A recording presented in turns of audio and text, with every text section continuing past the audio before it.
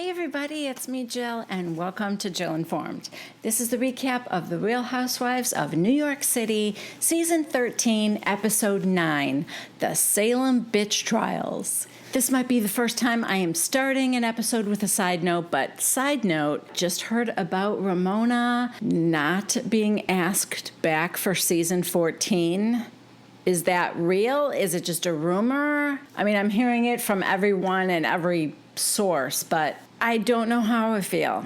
I've been pretty disappointed, but that is Ramona, and I don't know. I don't know. I was talking to my daughter about it, and she said that it's not fun anymore. It's a different era, guys, you know? It might be time, yet also there's a part of me that is like, anytime an OG leaves, I'm nostalgic for the past and how I love her absurdity. I love that she's the way she is. But I do understand what my daughter means. The kind of stuff that she's doing now isn't going to cut it in 2022. So I get it.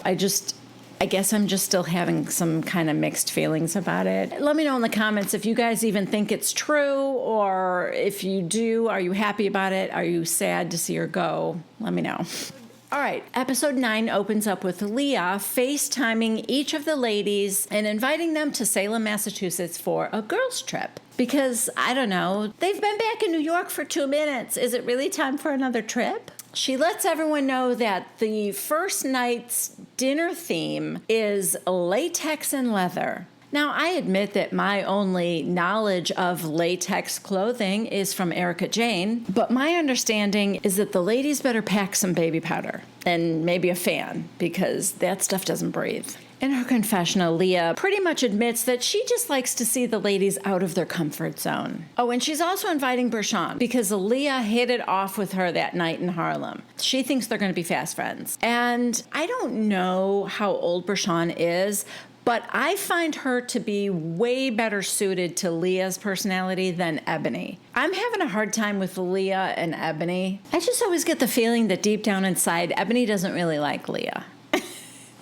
Okay, next we are out to lunch with Ramona and Bershan. She tells her, yeah, I left the Harlem party because I had vertigo. And Bershan said, oh, I didn't know if you left because of that or because you didn't like the event. And Ramona goes, did you not like the event? You must not have, or you wouldn't have asked me that question. And Bershan's like, you know, it was educational. Ramona, were you expecting to be educated? And Bershan goes, no, I sort of didn't, so I guess no. And Ramona goes, I like to learn new things. And Bershan said, yeah, I know, but it was... And Ramona goes, a hard sell. It was a hard sell. I mean, listen, I get that they weren't expecting the night to go like that. But they're acting like Ebony lured them to Harlem with the promise of free drinks and a dinner, and then she tried to sell them a timeshare in Boca. She had gifts for everyone. She assigned each of them an iconic person in Black history that she very thoughtfully chose for each of the women based on their personalities. Was there anything else that she did? I mean, I thought the worst thing was serving the octopus. Not an adventurous eater. Again, unless the editing cut it way down, it didn't seem like she had spent hours and hours teaching them. I don't know. Was there a quiz later that I missed? It just didn't seem that bad to me. I thought it was interesting. In Bershan's confessional, she said, I thought Ebony's Harlem party was a little long-winded, but she was trying to teach the girls. Because, hey, learn about us. We learn about you. Bershan tells Ramona that she enjoyed everybody's company. She really liked the ladies. And she said, I mean, we're going to be together for 5 days. They keep calling things a weekend. Are they going to be in Salem for 5 days? Well, I guess they're not going far because of COVID, but they definitely stay a long time. Anyway, Ramona tells her that she genuinely likes all the girls and gets along with them because I don't hold a grudge. I keep it moving. Don't look back. Just look forward. Life's too short. Okay, I guess off we go to Salem. A bus is outside. It's picking up Ebony, and Sonia's already on the bus. Sonia shows her jacket. It says love on the back of it. But I can't stop looking at Ebony's jacket. She is a vision in white. Anyway, Ebony tells Sonia she is so happy that she is manifesting love. And she can't wait for her to meet Devin, the matchmaker. Wait, isn't she in Philly? Maybe this isn't the Salem trip. Uh-oh. Okay. They just started talking about how Ramona threw Sonia under the bus. And I'm thinking it's when Sonia said that, like, BLM is Ebony's platform and she's just wondering when she's going to loosen up a little bit. That's what I thought this was going to be about. Ebony goes, she's like, we all think you're a little bit too preachy. And I thought, I don't think Sonia thinks that. Sonia goes, no, what I said was it's uncomfortable, but it has to be uncomfortable to do the work. Ebony goes, and I told Ramona I like to have a good time too. It doesn't always have to be so heavy. Sonia tells Ebony that she has a hard time getting her words out around them. And side note, guys, this just occurred to me right this minute. I feel like Sonia is playing up that the other two, Ramona and Luann, are some kind of evil stepsisters. And Sonia is the little Cinderella who doesn't get her words out. And they make me feel bad about myself. You know what I mean? Like, she is totally playing it up. She already said she loves that Ebony is sort of like taking her under her wing and she's going to find a man for her and all this, and she really cares about her, and that she really thinks Sonia has more self-worth than she gives herself credit for. I'm wondering if Sonia isn't playing this up now. It feels a little bit too much like, oh, poor me. They're mean to me. Because this whole, I have a hard time getting my words out around them. You know, they cut me off and don't listen to me. I mean, it's partly true. But also, you got some words out, girl. And I don't think Ebony would think they were great. I'm wondering when she'll just loosen up so we can talk about other subjects. You know what I mean? Anyway, Ebony said, that's what Ramona tried to do to me. She tried to cut me off and change the subject, but she stuck it out, and I think we had a very good conversation. And Sonia goes, I told them it's your mission. It's like your life's work. Ebony agreed and said that she just wanted to establish up front with these women when she first met them, you know, what she stands for.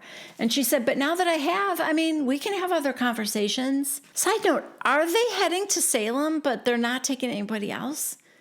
What is happening? Oh, okay. I guess Sonia and Ebony are making a pit stop in Philadelphia to see Devin, the matchmaker. And then I guess maybe they're just going to meet the other women in Salem. So they sit down to talk to Devin, and she's asking a lot of questions. She wants to know everything she can about Sonia. And she said, and don't hold back, like, be completely honest. Tell me what you really like and what you don't like. So I guess Devin already has a man in mind for Sonia. He lives in New York.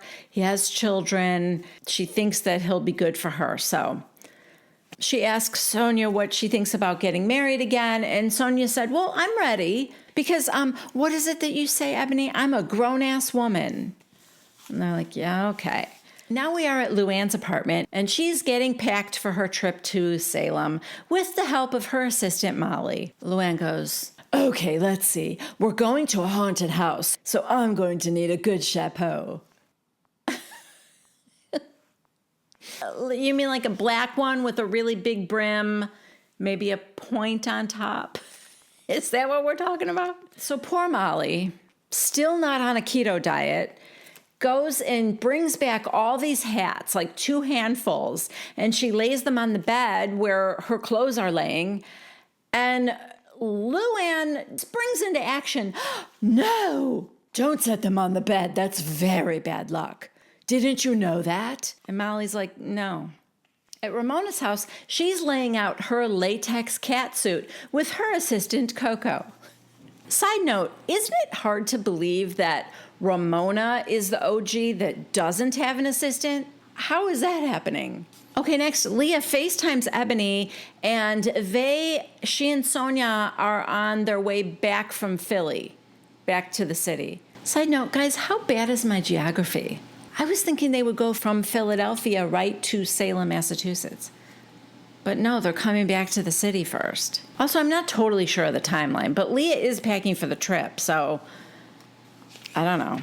Oh, okay. Leah tells them to get their asses home because they're leaving the next morning. She tells them there's going to be a seance and then all this other stuff that they're going to love. I'm not 100% convinced that Leah knows what other people would love. Her idea of something being great is very different than the other ladies. Okay, it is a rainy day in New York City and a huge bus pulls up. Like huge, like a tour bus size, to take the women to Salem. Okay, Leah just said what I said. She's like, oh my God, it's like being on a tour bus. I love it. Yeah, there are like sleeping berths and everything. It seems excessive, but you know, they can get their space from each other when they need it, I guess. One by one, the ladies get on the bus and everyone seems pretty darn happy with it. And they're all excited for the trip. All right, so Leah, Ramona, and Ebony, I guess, all go to take naps in their little sleeping chambers. And while they're doing that, Bershawn, Luann, and Sonia are online shopping for vibrators. Yeah, Sonia wants the one that Luann has or something. And then Bershawn said, I want one too. Okay. Those three are bonding over being divorced. Bershawn said, isn't it so weird? Every one of us is divorced. Is Ebony? Maybe. I don't know. Bershawn tells them that she was married to a British banker. And, oh, you guys, at first I thought she said a British baker, and I was so excited for that. Oh, this pandemic, I swear. I've been through all 8 collections of the Great British Baking Show, and I can't wait for the next one. If you need something to binge, and you have Netflix, you will fall in love with Noel Fielding, as I have, and just recently, my daughter has. So he's one of those guys that I think will transcend generations. You know, there are guys that my daughter thinks are cute, I think are cute, my older sisters, my mother would have thought was cute, and these are like men like George Clooney. Actually, for my family, Johnny Depp fell into that category. So I kind of feel like Noel would be there. But Noel is very quirky and odd, but, you'll see. You're either into him or you're not, okay? Okay, so Bershawn tells them that, she was married to a British banker. And she also said that 2 weeks before her wedding is when she got the cancer diagnosis. And it was already stage 4. And she told the same story to them that she told Leah in Harlem, that the doctor gave her 3 months. She said she prayed, and I don't know how she went into remission, and now she's been 13 years cancer-free. All right, now the nappers are awake, and Leah tells everybody, okay, so tonight is the latex and leather dinner, and afterwards there's going to be fortune tellers, and there's a tattoo artist, so if anybody wants to get a tattoo, and she said, I'll be getting one. And then she said that the dinner is actually at the tattoo shop. She said it's very beautiful. Again, I'm not sure Leah's beautiful is the same as the other women's beautiful, but that remains to be seen. In Ramona's confessional, she said, I don't know who's going to get a tattoo and who isn't. Leah for sure will, but she likes tattoos. I don't want to deface my body. I just don't. Okay, so they arrive in Salem at long last, and they are staying at the Hawthorne Hotel. Salem is a cool city. I was there a long time ago with my husband before we were married, and I don't remember a ton because my memory is really bad. But I do remember they have like a witch museum, and that was cool. Oh, you guys, there's a bewitched statue. I don't remember that. How adorable. All right, so they all put on their clear plastic face masks, and they head into the hotel. Of course, Sonia is having trouble figuring out how to put hers on. They meet Claire, who is the GM of the hotel, and she's telling them a little bit about it and about the history, and they're having a champagne toast. She says that the hotel was named for Nathaniel Hawthorne, the author who wrote House of the Seven Gables and The Scarlet Letter, and casually tells them that throughout the years there have been spiritual encounters at the hotel. She said in 1692, the Salem witch trials happened right here, and 20 people were killed, 19 were hung, and one was pressed to death. Pressed. Oh my God. Ramona says to Leah, "Where did you take me?" Not even Leah knew that it happened at that hotel. Side note, can we just go back a second to the one person who was pressed to death? Do you think he was like, why am I not getting hung like the others? I mean, how bad is what they did that they couldn't just be hung? They had to be... I can't even imagine how you press someone to death. Why? Oh, okay. So she clarifies that it did not happen at the hotel. I mean, come on, Claire. You did make it sound that way. She just meant that it happened right there in Salem. Oh, and Nathaniel Hawthorne's great-great-grandfather was one of the judges at the witch trials. Bershawn goes, "I don't like the energy here." Yeah, you think? In her confessional, she goes, "In horror movies, the black person is always the first one to get killed. So this is not my kind of a girl's trip." All right, so now Claire introduces the catering manager, June Jennings. And everyone's like, hi, June, hi, June. Claire, June is also a priestess with the coven here in Salem with witchcraft. Oh, okay. So June will be pulling double duty. Got it. Oh my God, you guys, I love her Chiron. Under her name, it says June Jennings, catering manager / witch. So June's like, okay, we're going to do a quick little goddess blessing just to set our intention and get us ready for the weekend. Okay. Ebony's like, yeah, let's do that. May the powers of the dark-winged crow fly with us. May the whispers of the raven wings be with us. May the howls of the wolves run with us. Cut to Leah's confessional. May these women not get us kicked out of Salem, Massachusetts, because I would really like to come back here with Kiki. Back to June. So mote it be. And they're like, oh, so mote it be. All right. So they head to their rooms. Sonia now has her clear mask over her eyes.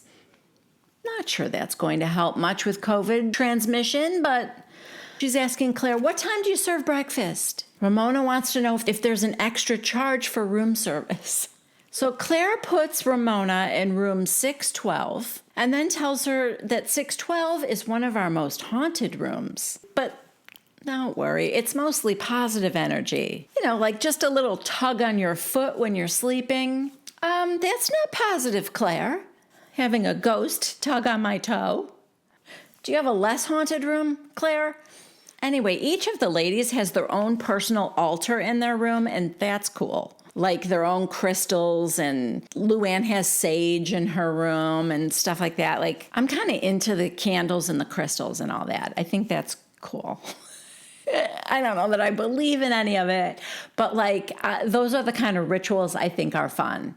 In fact, you remember episode 1, very beginning of the season, Leah said that she is converting to Judaism. She was kind of saying she really just liked the rituals and all that. Leah should be a witch. I think she would enjoy all the rituals of that, yet it would, align better with probably her religious beliefs.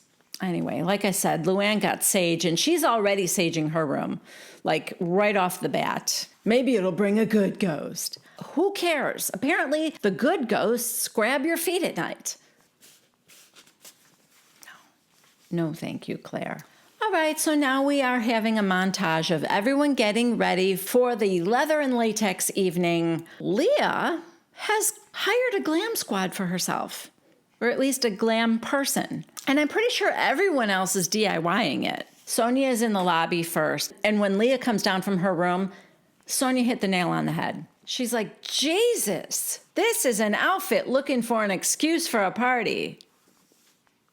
Yeah. Those latex pants came first, and then the idea to have a latex and leather party came after. Of course, she looks fantastic, and Sonia's like, I had something sticky like this too. So, you mean latex? And she said, but I couldn't get it on, so I gave it to my daughter. But I still followed the rules. This is lace. Lace wasn't part of the rules. Leather and latex. She still looks good, though. And, not unlike Burning Man, all the women look great in their costumes. On the way to the tattoo parlor, they get in this van and they're heading over there, and they're talking about who's going to get a tattoo and who isn't. Ebony, Luann, and Bershawn actually might get tattoos. They're thinking about it.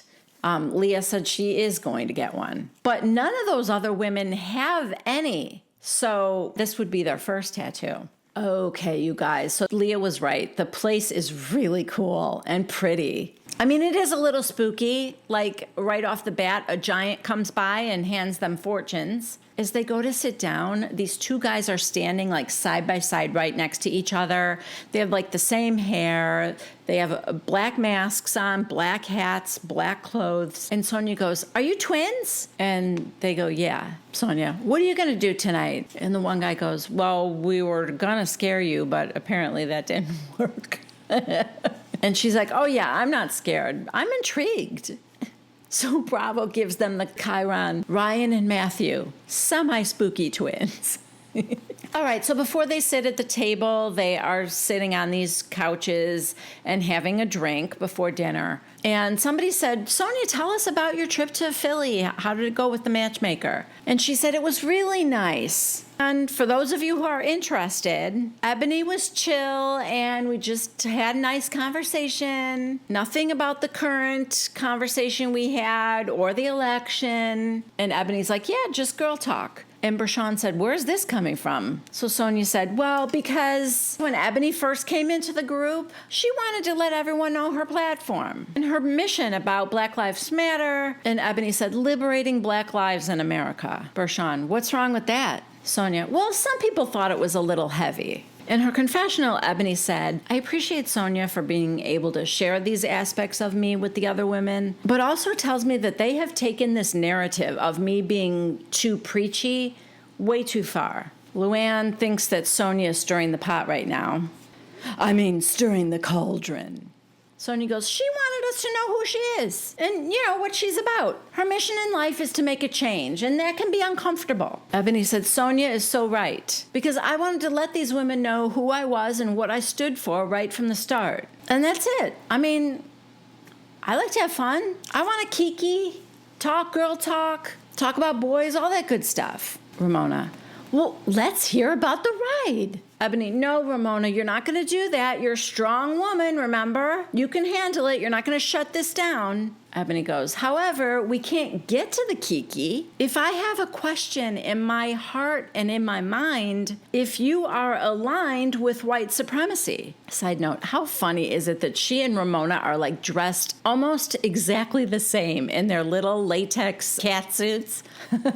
In her confessional, Ebony says, "I'm not talking about 1920s Jim Crow South hanging black people with nooses. But the reality in today's America is if you aren't anti-racist, you're a racist." Ramona, "So tell me about the matchmaking. That's what we want to know." Luann, "Well, I don't know where you got the idea that we might be aligned with white supremacy, because we got through this already, because we came to the table and talked about it." And Ebony's like, "Communication, yes." Ramona, "It's called communication." Thanks, Ramona. In her confessional, Ramona says that she doesn't know what Ebony's talking about right now. None of us gave her any indication of what she's trying to accuse us of right now. It's ridiculous. Okay, she's not accusing you of anything. She's saying she can't move forward with anyone if there's still a question in her mind as to whether or not they're aligned with white supremacy. She wanted to talk about things right from the beginning. This is what I stand for. I'm a scholar in this particular field, and this is where I am. This is what I stand for. And she wanted to get to know each one of you so that there wouldn't be a question in her mind. This is what I don't understand. If what she's saying doesn't apply to you, you have no reason to feel threatened or defensive. What I find kind of interesting is that she made that statement in front of 4 white women, and only 2 of them were quite bothered by it. I think if Ebony's words bothered you, at the very least, you have to ask yourself why. So Luann says that, what makes this friend group work is that we talk about everything that's going on with our lives. And Ebony said, amen. And Luann goes, and we did. So we hear you loud and clear. Ebony goes, well, speak for yourself. You do. And Luann goes, yeah, I do. Ramona, we all do. What are you talking about? Ebony goes, well, Ramona, my dear, and I really do care for you. I thought when I came over to your house, you did not want to hear what I had to say. Because all you do is preach to us. She even said that. And Ramona's pointing to Bershawn. Ebony goes, well, Bershawn said that? Yes, she did. Bershawn's like, no, let me speak for myself. Luann jumps on the let's throw people under the bus train, and she said, and by the way, when she was with Ramona and I, she agreed with us. And she's pointing to Sonia. And Ramona goes, yeah, that's what I was afraid was going to come out when the two of them were on the bus. Luann goes, Sonia likes to play both sides. Sonia goes, I said the movement was awkward, not Ebony. That's not what you said. Plus, that's not what Luann's talking about. She's talking about when you said you wondered when Ebony was going to loosen up. And also, why is the movement awkward? So Leah said, well, I didn't think Ebony talking about racism was the problem. I think the issue is more about Ebony's personality. Because normally when a new woman comes into this group, you get shit on. I got shit on by her. And she's pointing to Ramona. And then she said, I got shit on by this one, meaning Sonia. And sometimes by this one. And she's pointing to Luann. And Leah goes, Ebony is not allowing that at all. You guys have been friends with each other for 13 years. And there's never been a black woman in your group, ever. So Leah's like, do you understand the pressure that's on Ebony with all the news outlets to be the first black woman? Ramona, oh, you have to just ignore the press. The press can kill you. She's used to it. She's saying that to Ebony because Ebony's on Fox News, I guess. Leah's getting pissed off and she's like, shut up. I don't even know what you're talking about, Ramona. You live in your tiny little bubble. Ramona goes, you have no idea who I am. Sonia, Ramona, listen. Stop being so defensive. Then Leah said, you're a moron. I hate when Leah gets super ugly like that. First, you were making a good point, Leah. And you hit below the belt. And for some reason, I don't know if it's my age or whatever, but I just feel, it just feels very creepy to me to say something like you're a moron to a woman who's older than you. I don't know. Women are hard enough on each other as it is. And then I just feel like there should be a level of respect. I don't know. Maybe that's antiquated. I guess Ramona hasn't done anything to earn respect. But I think things like that, like you're a fucking moron, is really just Leah's immaturity showing. And I think it causes you to lose ground when you're trying to make a point. Ramona, of course, just gets right down in the dirt with her. I am not a moron. Leah, you're what's wrong in the world, so just shut up. Ramona, no, you shut up. Okay. Forget what I said earlier. This is just off the rails now. Honestly, it's so frustrating to me right now because these women could actually be involved in having a conversation with real substance. Bershawn still hasn't been able to speak.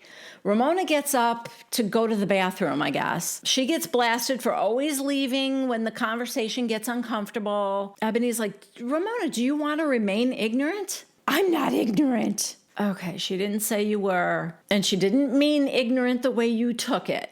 Uninformed. Maybe she should have said that. Do you want to remain uninformed? Bershawn said, Ramona, you really should stay.